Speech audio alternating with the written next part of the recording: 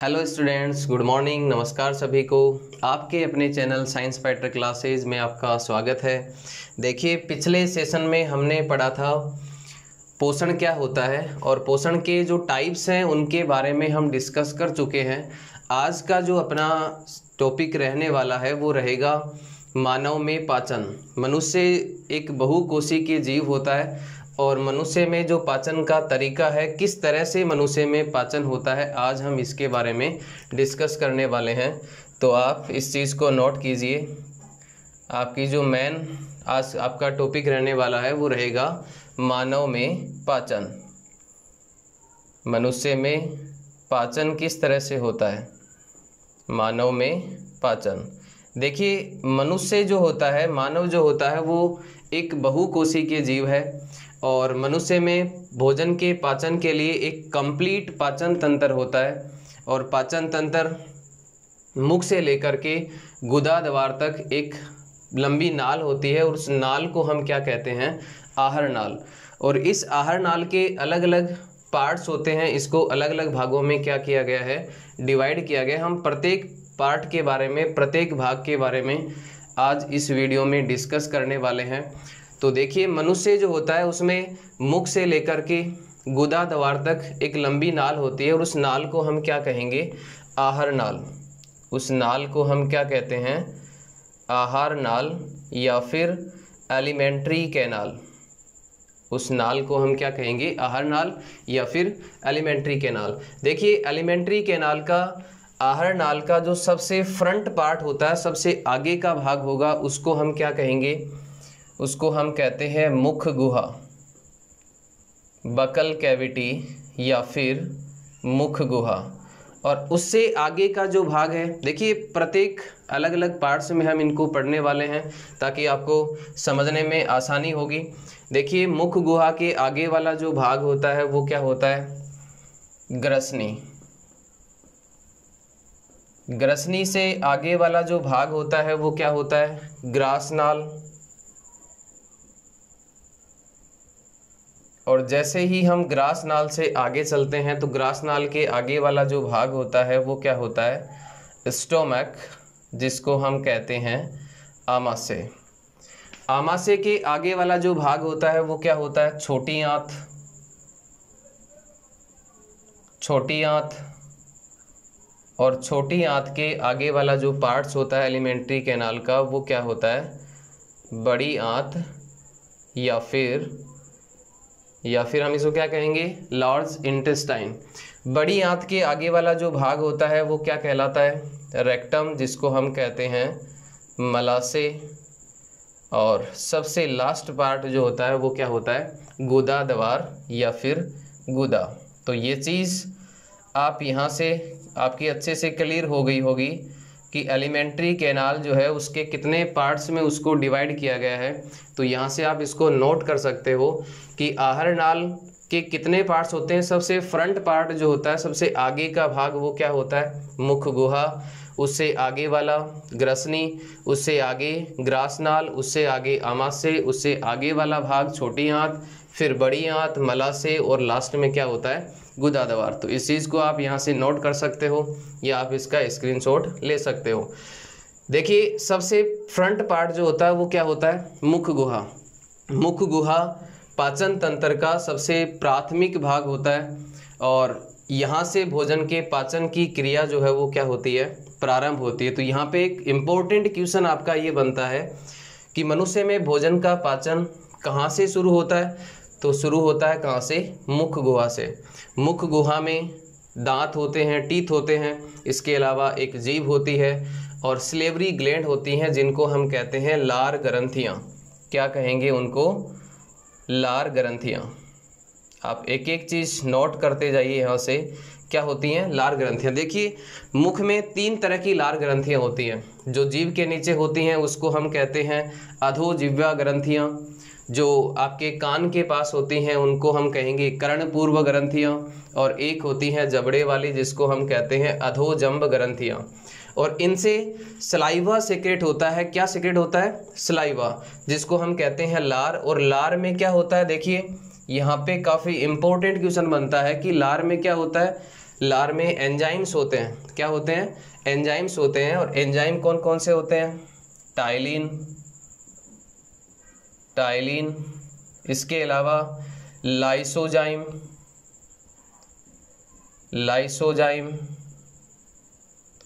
और सबसे इम्पोर्टेंट आपका एमिलेज। ये एंजाइम होते हैं किसमें? लार में। देखिए इनकी क्या भूमिका होती है पाचन के अंदर।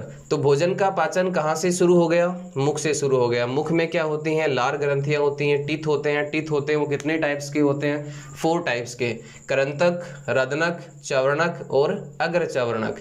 देखिए लार में क्या होती हैं? एंजाइम होते हैं टाइलिन, लाइसोजाइम, एमिलेज। इनका मुख्य कार्य क्या होता है? यहीं से क्वेश्चन बनता है। देखिए टाइलिन और एमिलेज जो है वो किसका पाचन करते हैं? टाइलिन और एमिलेज पाचन करते हैं किसका? स्टार्च का। किसका पाचन करते हैं? स्टार्च का, जिसको हम क्या कहते हैं? मंड कहते हैं। तो टाइलिन और एमिलेज किसके पाचन में हेल्प करते हैं? स्टार्च के पाचन में हेल्प करते हैं। और कितने पीएच पे वर्क करते हैं ये? 6.8 पीएच। मतलब मुख की पीएच कितनी होती है? लगभग अबाउट होती है 6.8। और इसको हम बोल सकते हैं क्या होती है? मुख के पीएच जो होती है वो क्या होती है? मुख की लार जो होती है वो क्या होती है? अम्लीय होती है। लाइसोजाइम जो होता है उसका मुख्य कार्य क्या होगा? देखिए लाइसोजाइम का मुख्य कार्य होता है भोजन के साथ जो भी बैक्टीरिया होते हैं, जो भी सूक्ष्म जीव होते हैं, उनको ये किल करने का काम करता है, उनको ख़त्म करने का काम करता है। कौन? लाइसोजाइम। तो ये चीज़ आप यहाँ से नोट कीजिए। नेक्स्ट देखिए, इसके आगे वाला जो पार्ट होता है, मुख गुहा के आगे वाला पार्ट होता है वो क्या होता है? ग्रसनी। और ग्रसनी जो होती है वो 3 टाइप्स की होती है। कितने टाइप की होती है? 3 प्रकार की। देखिए कौन कौन सी होती है ग्रसनी? कंठ ग्रसनी, इसके अलावा नासा ग्रसनी और उसके अलावा मुख ग्रसनी। और इसमें ज़्यादा इम्पोर्टेंट चीज़ नहीं, यहाँ पे आपके ग्रसनी के आगे वाला जो पार्ट होता है वो क्या होता है? ग्रासनाल। इसमें इम्पोर्टेंट क्वेश्चन जो बनते हैं वो मैं आपको अभी बताऊंगा। यहाँ पे देखना, ग्रासनाल ग्रसनी के आगे वाला पार्ट होता है। ग्रसनी किससे जुड़ी होती है? ग्रासनाल से। ग्रसनी जो होती है वो लगभग कितनी लंबी होती है? ग्रसनी की जो लंबाई होती है,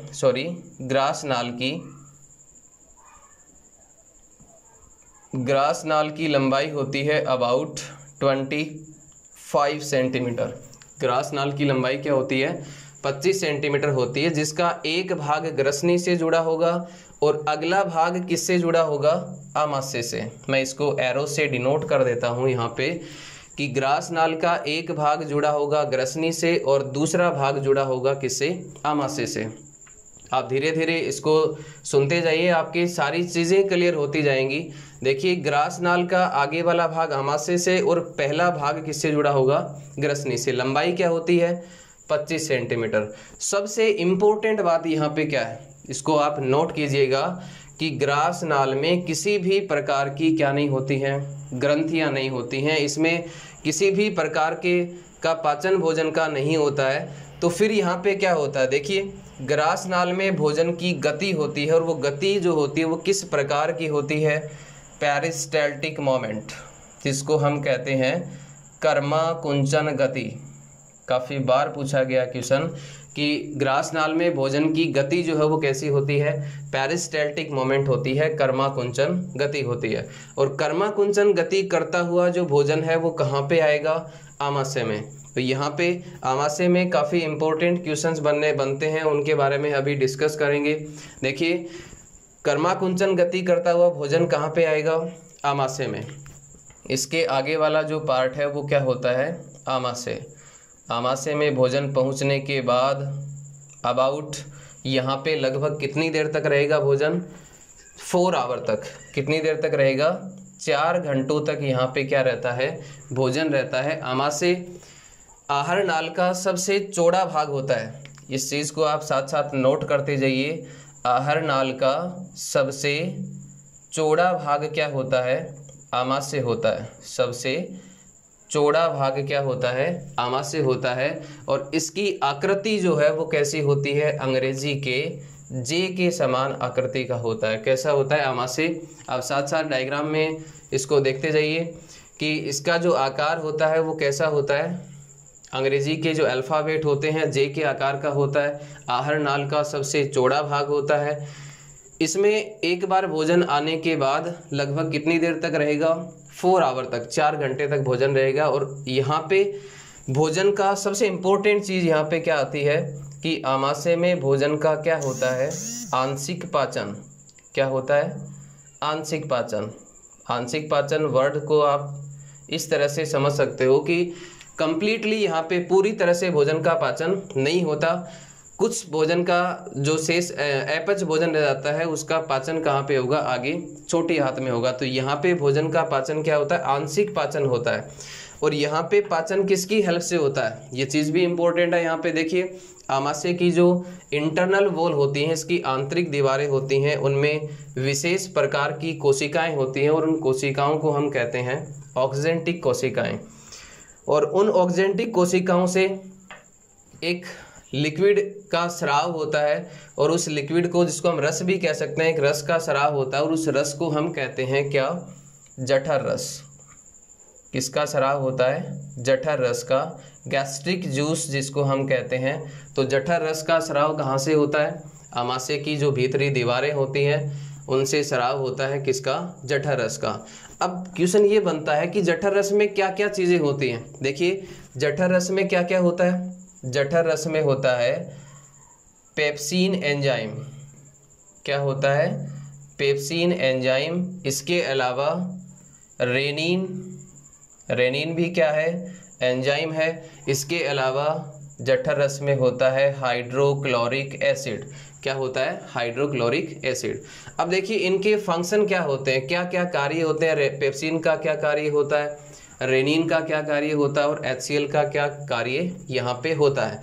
देखिए पेप्सिन का मुख्य कार्य होता है जो भी प्रोटीन आपने अपने भोजन में लिया है उस प्रोटीन का क्या करना? पाचन करना। रेनिन जो होता है वो छोटे बच्चों में मिल्क जो होता है, दूध को पचाने का कार्य करता है। कौन? रेनिन। और सबसे इम्पोर्टेंट है आपका HCl। HCl का कार्य होगा, फर्स्ट जो कार्य है वो क्या है? भोजन के माध्यम को क्या बनाना? एसिडिक बनाना। कैसा बनाना? अम्लीय बनाना। भोजन के माध्यम को कैसा बनाना? अम्लीय बनाना। और इसके साथ ही भोजन के साथ जो बैक्टीरिया इंटर करते हैं उन बैक्टीरिया को क्या करना?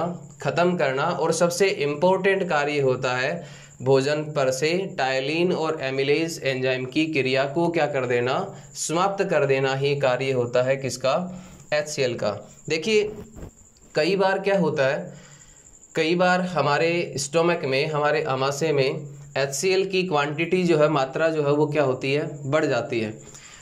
और जैसे ही HCl की मात्रा बढ़ेगी स्टोमक में तो उसको हम कहते हैं एसिडिटी। उसको हम क्या कहेंगे? एसिडिटी कहेंगे। और एसिडिटी के उपचार के लिए हम एंटा एसिड का प्रयोग करते हैं। और एंटा एसिड के रूप में हम किसका उपयोग करते हैं? Magnesium hydroxide MgOH twice. किसका यूज़ करते हैं? मैग्नीशियम हाइड्रोक्साइड का, जिसको हम कहते हैं मिल्क ऑफ मैग्नीशिया। नॉर्मली जो मार्केट में मिलता है किस नाम से मिलता है? Milk of magnesia. इसका जो प्रचलित नाम है वो क्या है? Milk of magnesia. और इसका यूज हम करते हैं पेट की अम्लता को दूर करने के लिए। किसका यूज किया जाता है? मैग्नीशियम हाइड्रोक्साइड का। आगे देखिए ये चीज़ आपके यहाँ से क्लियर हो गई होगी। इसके बाद आमाशय में भोजन का क्या होता है? आंशिक पाचन होता है। और पाचन के बाद, आंशिक पाचन के बाद भोजन जो है वो कहाँ पे गति करता है? छोटी आंत में। अब देखिए छोटी आंत जो है वो क्या करेगी? अगला जो पार्ट है आपकी एलिमेंट्री कैनाल का वो क्या है? छोटी आंत, स्मॉल इंटेस्टाइन। क्या कहते हैं इसको? छोटी आंत। और छोटी आंत में भोजन का कंप्लीट क्या होता है? पाचन होता है। पूरी तरह से भोजन का जो पाचन है वो कहाँ पे होता है? छोटी आंत में होता है। देखिए आमाशय से भोजन, कुछ अपच भोजन बचा वो कहाँ पे आया? छोटी आंत में। छोटी आंत आहार नाल का सबसे लंबा भाग होता है। ये आहार नाल का सबसे लंबा भाग कौन सा होता है? छोटी आंत, और इसको 3 पार्ट्स में डिवाइड किया गया। किसको? छोटी आंत को भी कितने भागों में डिवाइड किया गया है? 3 भागों में डिवाइड किया गया है। आपके जो चैप्टर में है वो 3 पार्ट्स इसके गिवन नहीं है, तो हम जितना गिवन है उसी के बारे में डिस्कस करेंगे, ज़्यादा डीपली हम जाने की कोशिश नहीं करेंगे। देखिए, छोटी आंत आहार नाल का सबसे लंबा भाग होता है, और इसके कितने पार्ट्स होते हैं, कितने भागों में इसको डिवाइड किया गया? 3 भागों में इसको क्या किया गया है? डिवाइड किया गया। सबसे लंबा भाग होता है। इसकी जो अंदर की दीवारें होती हैं, इंटरनल वॉल होती हैं, उस पे अंगुली के समान क्या होती हैं? संरचनाएं होती हैं, जिसको हम कहेंगे दीर्घरोम। क्या कहते हैं? दीर्घरोम। तो दीर्घरोम कहाँ पे प्रेजेंट होते हैं? दीर्घरोम कहाँ पे उपस्थित होते हैं? छोटी आंत की जो आंतरिक दीवारें होती हैं उनमें अंगुली के समान जो प्रवर्ध होते हैं वो क्या कहलाते हैं? दीर्घरोम कहलाते हैं। यहाँ पे छोटी आंत से एक जूस का स्राव होता है, एक रस का स्राव होता है, और उस रस को हम क्या कहते हैं? आत्र रस। उस रस को हम क्या कहेंगे? आत्र रस कहेंगे। और ये कैसा विलीन होता है? आत्र रस एक क्षारीय विलीन होता है, जो भोजन के माध्यम को कैसा बना देता है? क्षारीय बना देता है। यहाँ पे एक चीज़ और हम यहाँ पे ऐड करेंगे। किसको ऐड करेंगे? लीवर, जिसको हम यकृत कहते हैं, और अग्नाशय। देखिए, लीवर जो है वो मानव शरीर की सबसे बड़ी ग्रंथि होती है, और इसकी जो संरचनात्मक और कार्यात्मक इकाई होती है वो होती है लीवर लोब्यूल्स। क्या होती है? Liver lobules. ये लीवर जो है वो किन कोशिकाओं से बना होता है? लीवर लोब्यूल्स से बना होता है, जो इसकी स्ट्रक्चरल यूनिट होती है, संरचनात्मक इकाई होती है, और इसी की वजह से लीवर क्या करता है? वर्क करता है। तो हम ये बोल सकते हैं कि लीवर की संरचनात्मक और कार्यात्मक इकाई जो है वो क्या होती है? लीवर लोब्यूल्स होती है। तो लीवर से एक जूस का स्राव होता है, और उस जूस को हम कहते हैं बाइल जूस। क्या कहते हैं उस जूस को? बाइल जूस, या फिर पीतरस, जो एक क्षारीय विलयन होता है। पीतरस कैसा विलयन होता है? क्षारीय विलयन होता है। ठीक है, तो ये चीज़ यहाँ पे आप साथ साथ नोट करते जाइए। लीवर में जो बाइल जूस का स्राव होता है वो रस कैसा होता है? पीतरस कैसा होता है? क्षारीय होता है। और अग्नाशय एक मिश्रित ग्रंथि होती है। क्या होती है? मिश्रित ग्रंथि। इसको हम बाद में डिस्कस करेंगे, ग्रंथियाँ क्या होती हैं। 7 के चैप्टर में हम इसको डिस्कस कर लेंगे। तो एक बार आप नॉर्मली आप समझ सकते हो कि मिश्रित ग्रंथि ऐसी ग्रंथियाँ जो हार्मोन और एंजाइम दोनों को स्रावित करती हैं, क्या कहलाती हैं? मिश्रित ग्रंथियाँ कहलाती हैं। डिटेल से हम 7 के चैप्टर में इनको स्टडी कर लेंगे। देखिए, अग्नाशय से एक रस स्रावित होगा, और उस रस को हम क्या कहते हैं? अग्नाशयी रस कहेंगे। यहाँ पे इम्पोर्टेंट चीज़ ये है कि अग्नाशयी रस में बहुत सारे क्या होते हैं? एंजाइम्स होते हैं, और ये एंजाइम हैं, इनकी इतनी कैपेसिटी होती है कि ये तीनों प्रकार के भोज्य पदार्थों को डाइजेस्ट करने में, पचाने में क्या होते हैं? सहायक होते हैं। तीनों प्रकार के भोज्य पदार्थ का मतलब क्या है? यहाँ पे कार्बोहाइड्रेट, प्रोटीन और वसा, तीनों को पचाने में सक्षम होता है अग्नाशयी रस। इसलिए इस रस को क्या कहा जाता है? पूर्ण पाचक रस कहा जाता है। तो इस चीज़ को आप ध्यान से समझिएगा कि अग्नाशयी रस को पूर्ण पाचक रस क्यों कहते हैं? क्योंकि अग्नाशयी रस में तीनों प्रकार के भोज्य पदार्थों को पचाने के क्या होते हैं? एंजाइम्स होते हैं, इसलिए इसको क्या कहा जाता है? पूर्ण पाचक रस। तो यहाँ पे इम्पोर्टेंट चीज़ जो है वो क्या है? लीवर से निकलने वाला पीत रस और अग्नाशय से निकलने वाला अग्नाशयी रस जो है वो आकर के मिलते हैं किसमें? आत्र रस में, और इनकी क्रिया होती है भोजन पे। भोजन का माध्यम जो आपके आमाशय में अम्लीय था, छोटी आंत में आने के बाद भोजन का माध्यम कैसा हो गया? क्षारीय हो गया, और उस पर क्रिया होगी, भोजन पे क्रिया होगी किसकी? पीत रस, अग्नाशयी रस और आत्र रस की, और फिर पूरी तरह से भोजन का यहाँ पे क्या होगा? पाचन होगा। और आपका कार्बोहाइड्रेट है, कार्बोहाइड्रेट मैं CHO के फॉर्म में इसको दर्शा रहा हूँ। कार्बोहाइड्रेट को कन्वर्ट कर दिया जाएगा किसमें? कार्बोहाइड्रेट को कन्वर्ट कर दिया जाएगा किसमें? ग्लूकोज में। सिंपलर फॉर्म में क्या कर दिया गया? कन्वर्ट कर दिया गया। किसको? कार्बोहाइड्रेट को। जो जटिल पदार्थ जो हमने भोजन के रूप में ग्रहण किए थे उनको सरल पदार्थों में क्या कर दिया गया? तोड़ दिया गया। और ये क्रिया ही क्या कहलाती है? डाइजेशन कहलाती है, पाचन कहलाती है। इसके अलावा प्रोटीन को किस में तोड़ दिया गया, प्रोटीन को ब्रेक कर दिया गया किस में, अमीनो अम्ल में। किस में बदल दिया गया, अमीनो अम्ल में। ये किसके द्वारा किया गया, छोटी आंत के द्वारा। और थर्ड आपका बचता है फैट, वैसा जिसको हम कहते हैं, फैट को बदल दिया गया किसमें, फैटी एसिड या फिर ग्लिसरॉल में। तो ये कार्य किया किसने, छोटी आंत ने। तो मैं ये कह सकता हूँ कि भोजन का पूरी तरह से पाचन कहाँ पे होता है, छोटी आंत में होता है। फिर यहाँ पे इम्पोर्टेंट बात ये आती है कि छोटी आंत है वो भोजन के पाचन के साथ साथ उसका अवशोषण भी करती है, और अवशोषण का कार्य जो है वो कौन करता है, दीर्घरोम करती है। जो छोटी आंत की जो आंतरिक दीवारें होती हैं उन पे जो अंगुली के समान परवर्ध होते हैं उन्हीं को हम क्या कहते हैं, दीर्घरोम कहते हैं, जो अवशोषण की सतह को क्या कर देती हैं, बढ़ा देती हैं। तो इस चीज़ को आप नोट कीजिएगा कि छोटी आंत भोजन के पाचन के साथ साथ क्या करती है, भोजन का अवशोषण भी करती है। अवशोषण का मतलब पचे हुए भोजन का रक्त में मिलना ही क्या होता है, अवशोषण होता है। तो भोजन का पाचन हो गया, उसका अवशोषण हो गया। थर्ड कार्य जो है वो क्या होता है, स्वांगीकरण। स्वांगीकरण का मतलब होता है कि पचे हुए भोजन का रक्त में मिलना, अवशोषण, और उस भोजन का शरीर के द्वारा यूज में लाया जाना ही क्या होता है, स्वांगीकरण। तो छोटी आंत भोजन के पाचन के साथ साथ उसका अवशोषण भी करेगी और उसका स्वांगीकरण भी करेगी।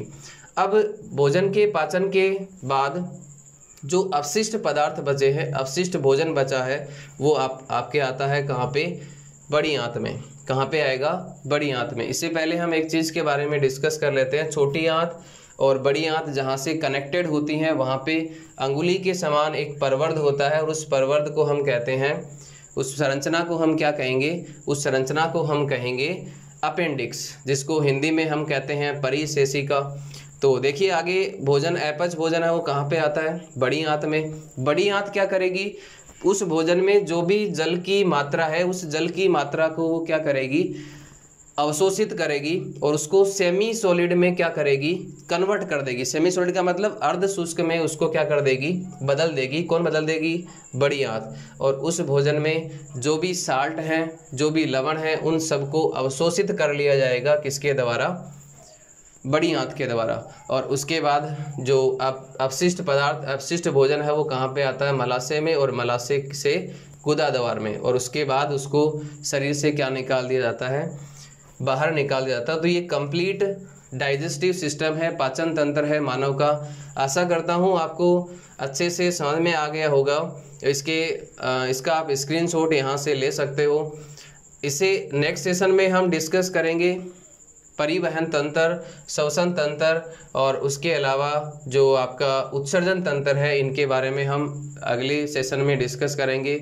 आज के लिए बस इतना ही। तब तक के लिए धन्यवाद। आपका दिन शुभ हो।